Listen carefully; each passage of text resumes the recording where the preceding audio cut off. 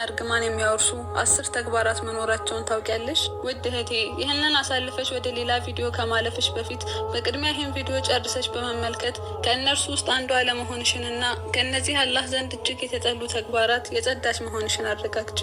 አሰላሙ አለይኩም ወረህመቱላሂ ወበረካቱ።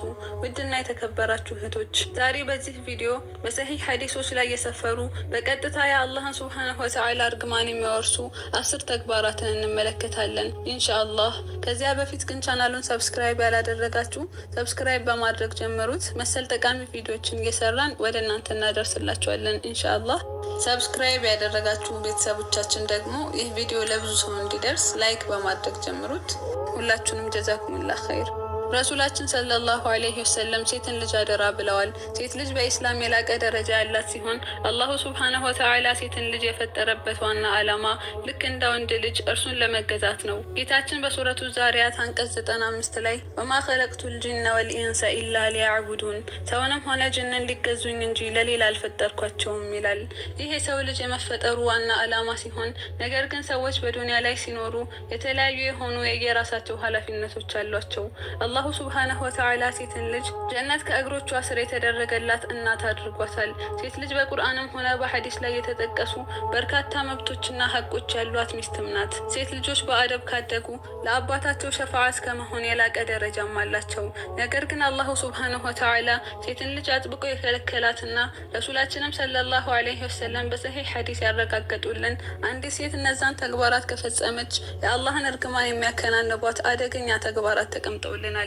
ዛሬ በዚህ ቪዲዮ እነዚህን 10 ሁሉም ሙስሊም ሴት ልትጠነቀቃቸው የሚገቡ አደገኛ ተግባራት እንመለከታለን። እነዚህን እጅግ የተጠሉና የአላህን ሱብሓነሁ ወተዓላ እርግማን የሚያላብሱ ተግባራት ሁሉ የግድ ልናውቃቸውና ልንጠነቀቃቸውም ስለሚገባ ቪዲዮውን እስከ መጨረሻው ድረስ በትኩረት ተመልከቱ። አላህ እኔንም እናንተንም ከእነዚህ የተጠሉ ተግባራትና ከሚያስከትሉት አደገኛ ቅጣትም እንዲጠብቀን እየለመን ነው እንጀምራለን። ከዚያ በፊት ግን አደራ የምላችሁ ነገር ቪዲዮውን ስንመለከት ከነዚህ የአላህን እርግማን ከሚያወርሱ ስራዎች ለመጠንቀቅ በሆነ ንያ እንዲሆንና ከነዚህ 10 ሴቶች ባህሪያት ውስጥ ራሱን ያገኘም ሰው በድንጋጤ በራሱ ላይ ተስፋ እንዳይቆርጥ ተውበትን ተቀባይ መሀሪ ጌታ እንዳለው ስራዎቹን በመተው ወደ አላህ ከተመለሰ እንደሚቀበለው ለማስታወስ ወዳለሁ። እንጀምር ቢስሚላህ። የመጀመሪያው አናሚሷት ወይንም ቅንድብን በመንጨትና በመንቀል የሚቀነደቡ ሰዎችና አልሙተነሚሷት ወይንም ቅንድባቸውን በመንቀልና በመንጨት የሚቀነደቡ ሴቶች ናቸው። ቡኻሪና ሙስሊም ላይ በተዘገበ ኢብኑ መስዑድ ረዲየላሁ ዐንሁ ባስተላለፈው ሰሂህ ሐዲስ ረሱላችን ሰለላሁ ዐለይሂ ወሰለም እንዲህ ይላሉ፣ ለዐነ አላሁ ልዋሺማት ወልሙተወሺማት ወናሚሳት ወልሙተነሚሳት ወልሙተፈልጃት ሊልሑስኒ አልሙገይራት ኸልቀላህ። አላሁ ሱብሓነሁ ወተዓላ ነቃሽንም ተነቃሽንም ቅንድብን የምትቀነድብንም ቅንድብን የምትቀነደብንም ጥርሳቸውን የሚሞርዱትን ለውበት ብለው የአላህን ፍጥረት የሚቀይሩትን ሁሉ ረግሟል ብለዋል።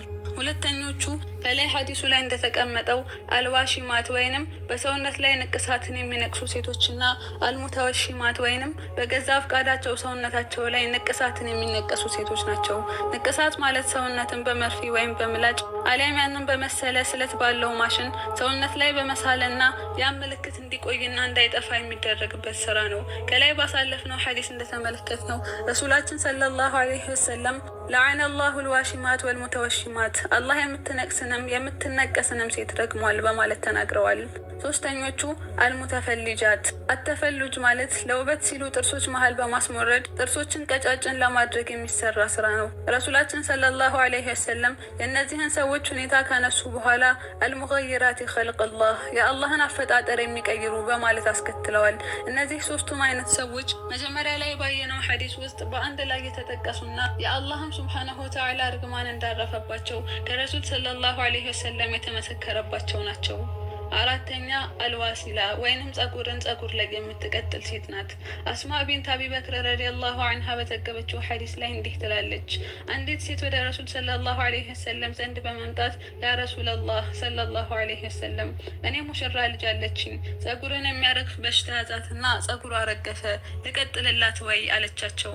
ረሱልም ሰለላሁ ዐለይሂ ወሰለም ለዐነ አላሁ ልዋሲላ ወልሙተወሲላ አላህ ጸጉርን የምትቀጥለዋንም በፍቃዷ ጸጉር የሚቀጠል ላትንም ሴት ረግሟል አሏት። አምስተኛ አልሙተሸቢሃቱ ቢሪጃል ወይንም ከወንዶች ጋር የሚመሳሰሉ ሴቶች።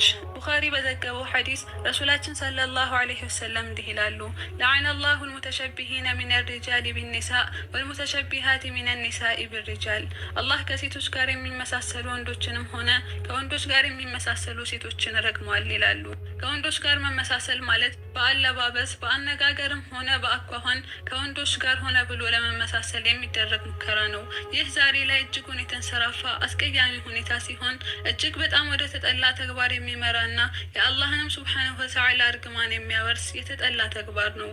ስድስተኛ ዘዋራቱን ሊልቁቡር ወይንም ቀብርን መዘየርን የሚያበዙ ሴቶች። አን አቢ ሁረይረተ ረዲየላሁ ዐንሁ ቃለ ረሱሉላሂ ሰለላሁ ዐለይሂ ወሰለም ለዐነ አላሁ ዘዋራት ልቁቡር ወልሙተኺዚነ ዐለይሃ ልመሳጅደ ወሱሩጅ። ረሱላችን ሰለላሁ ዐለይሂ ወሰለም እንዲህ ይላሉ፣ አላህ ቀብርን መዘየርን የሚያበዙ ሴቶችን እንዲሁም በቀብር ላይ መሳጅዶችን የሚገነቡ ሰዎችን ረግሟል ይላሉ። ሰባተኛ አናኢሐት ወይንም ሙሻውራጅ፣ በለቅሶ ቤቶችና በሀዘን ቦታዎች ላይ እየጮኸችና ራሷን እየደበደበች አሊያም ግጥምን እያወጣች የምታስለቅስ ሴት ናት። ረሱላችን ሰለላሁ ዐለይሂ ወሰለም እንዲህ ይላሉ፣ አናኢሐቱ ኢዛ ለም ተቱብ ቀብለ መውቲሃ፣ ሙሻውራጅ ሴት ከመሞቷ በፊት ተውበትን ካላደረገች ቱቃሙ ዐለይሃ የውመል ቂያማ፣ የቅያም ቀን ትቆማለች። ዐለይሃ ሲርባሉን ሚን ቀጢራን፣ በእሷ ላይ ከሬንጅ የሆነ ቀሚስ ተደርጎባት ማለትም ጀሃነም ቀረብ